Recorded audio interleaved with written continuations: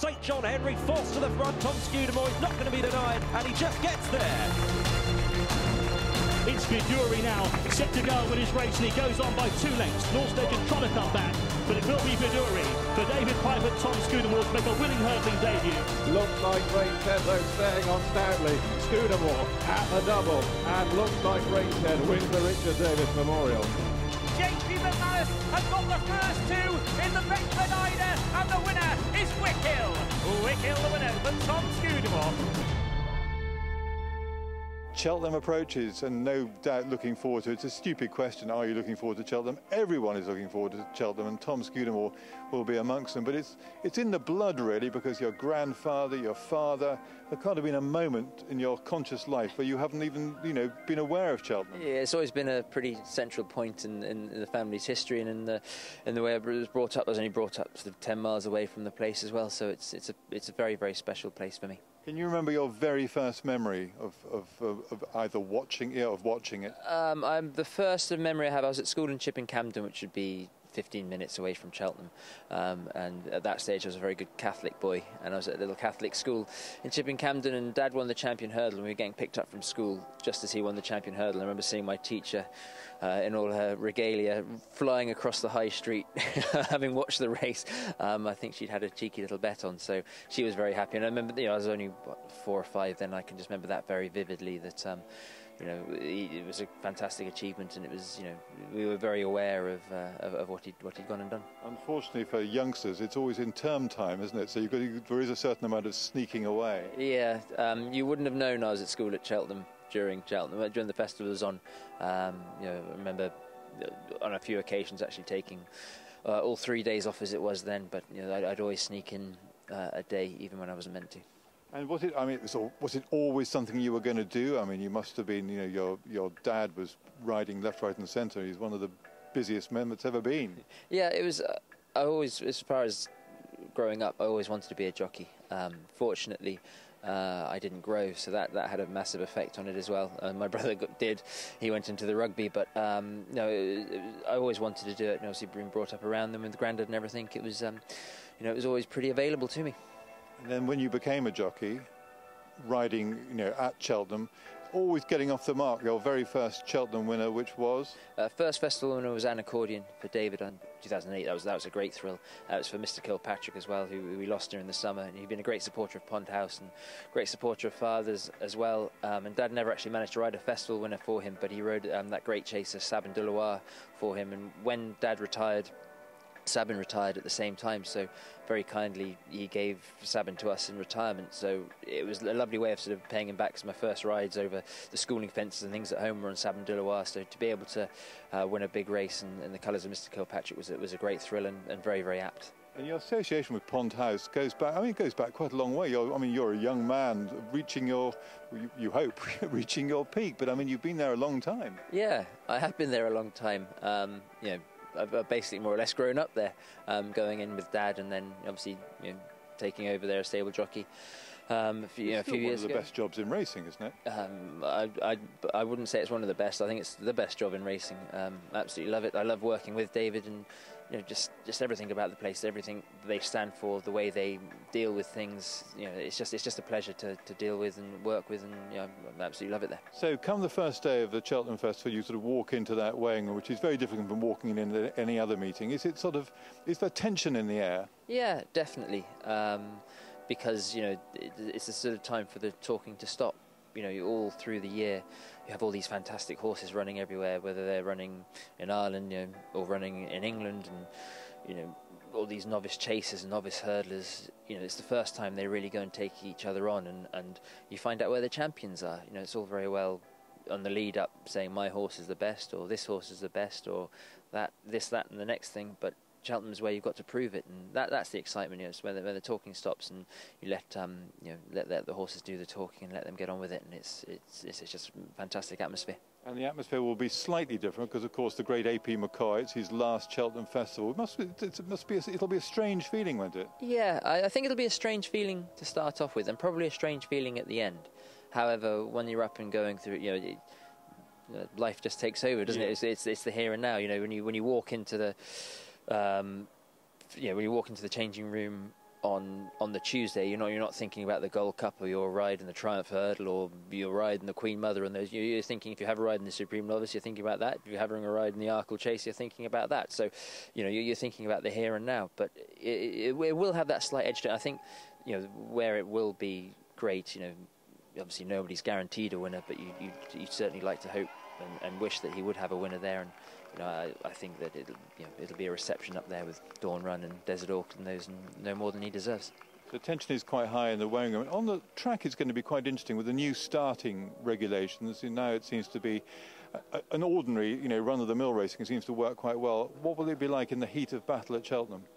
They've been good so far. They've worked very well, as you say. But the biggest problems would be just it's the big fields. I'm sure in some of those competitive handicaps, and in the novice hurdles as well. The start is so important. You've got to get it right. And obviously we'll be listening to the starter and trying our best to obey them. But with 20 odd runners, it's at times it's going to be difficult. But at the same time, we have to respect them. We have to do what's best for ourselves. And you want the cleanest and fairest start possible. Any Cheltenham winner is good. Last year you had a fantastic day when you won the Ryanair on Dynast and Ballynagore in the Burn Chase as well. That was a special day, and also you had Western Warhorse in the Arkle, so it was a golden Cheltenham. It was a fantastic meeting. I was very lucky. The horses were all running so well, and I was in the right places at the right time. But ask any jockey at the beginning of Cheltenham, they'd always just take one winner. But I felt thoroughly spoilt last season. But now I've got a taste of it, and I want some more. Ballynagore was very impressive on that occasion, but he's not. I mean, he's not fragile. Would that be the word? I mean, things have gone wrong with him. Yeah, he's doesn't seem to have taken a lot of racing. We had a good run with him at the end of last year, obviously when he won at Cheltenham, and then ran so well at Aintree and Punchestown. It's been a similar sort of story this season. He's had one run, he's going to Cheltenham, but we know what to expect with him, and we know where we are with him, and it's you just everything seems to be going fine. But he wouldn't be the easiest horse to train. That's been well documented, and David's done a fantastic job with him, and I'm sure he'll get there in tip-top form. Horses that have been to the festival before are often horses to follow. They've sort of tasted the heat of battle. Do you go along with that? Yeah, I think it's important that, and also the course form as well. I think that's the thing. You get those horses that thrive around there, and the reason Cheltenham's such a great course and a championship course is you have to have that split between stamina and speed, and you have to have both in equal measure. You've got to have the speed to go and hold your position, yet you've got to have the stamina when you turn to the straight and see the hill.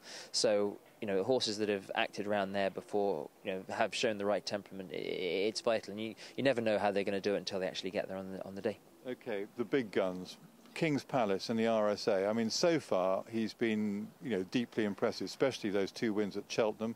Last time at Newbury, what did you think about the win at Newbury? I was pleased with the win at Newbury. It was the first mistake he's ever made on a track, and he still basically won hard on the bridle. Other than that, he jumped very well. He just landed on top of the ditch. I think he was enjoying himself so much he wanted to take one home as a souvenir with him. But it was everything we've asked of him. He stepped up to the plate, and it's looking at the moment like being one of the races of the season.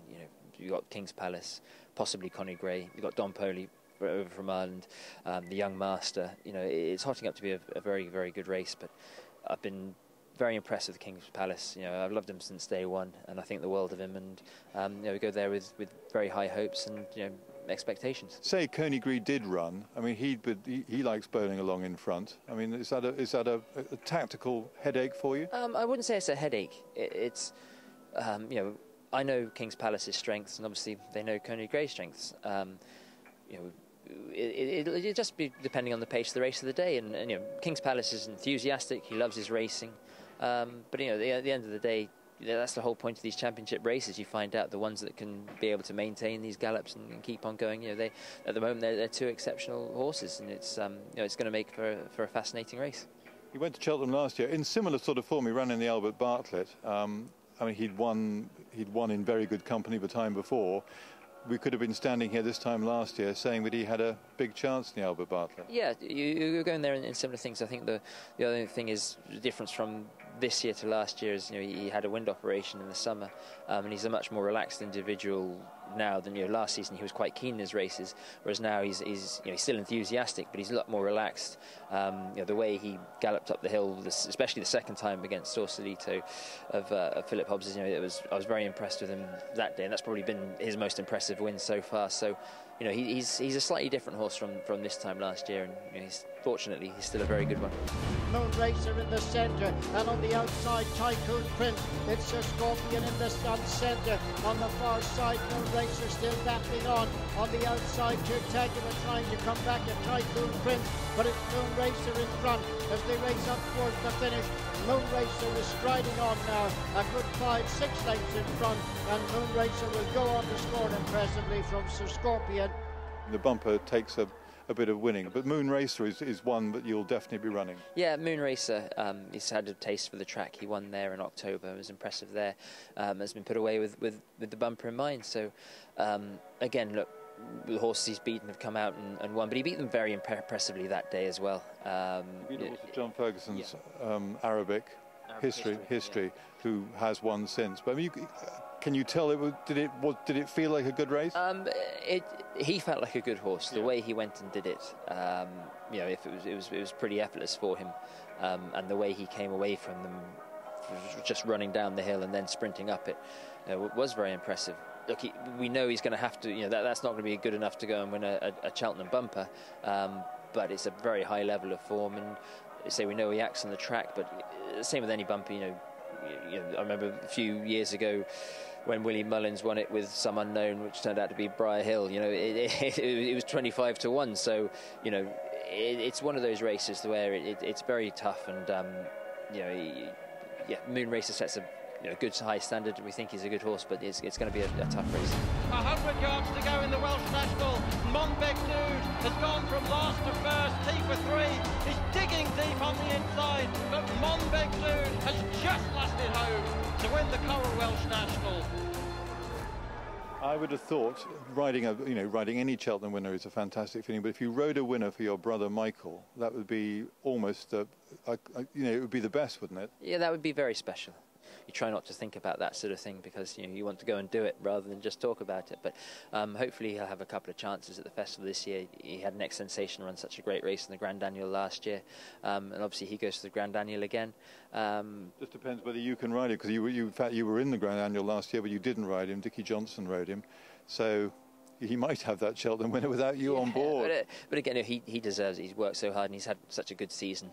Again, his yard's getting stronger and stronger, and he's a young man going places. So for him, whether I'm on it or not, I'd love to see him go and win a festival winner, because I think for his career that would take him on to the next level and take him up to the stage where I think he's ready for, and ready to sit at that table, as it were. Well, he'll be at that table when Monbeg Dude goes and wins the Grand National, but he could run in the Kim Muir, couldn't he? Yeah, he's in the Kim Muir. He's also in the 3-mile handicap chase on the Tuesday, but as far as I know, I think he goes to the Kim Muir. And look, he's been running so consistently well this year. It'd be nice for him to go and win another big pot, because he deserves it, and he loves Cheltenham as well. So the 3-2 on the new course will suit him down to the ground in the Kim Muir. They head towards the line. Catco, hard ridden. Virtual Dude on the orange is still coming at him. Very tight between them as they hit the winning line. Virtual Dude on and Catco a tight call. And apart from the horses we mentioned, I suppose there are going to be loads of David Pipe horses in the handicaps. Often he has more than one runner in a race. You have to go through the form and you sort of make that $1 million decision which one you're going to ride. I mean, that must be quite a tough call sometimes. Yeah, it is. Again, it's very lucky to be in that position to go through it, but we go through the form. The form is the most important thing. Obviously, you have your feelings for a horse, and you have your their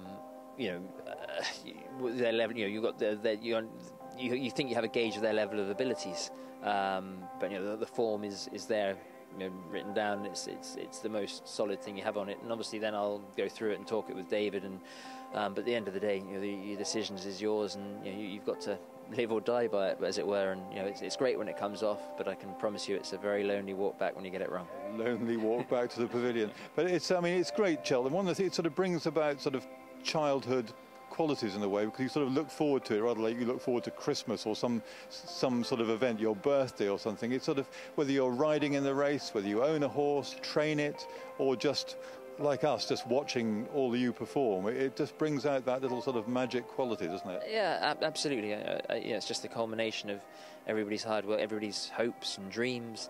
You know, people dream of having a runner at Cheltenham, people dream of having a day out at Cheltenham, people dream of having a ride at Cheltenham or training a horse to go to Cheltenham. You know, it's the culmination of a lot of hard work, a lot of work behind the scenes, and it's, you know, I say when it comes off, there's nothing like it.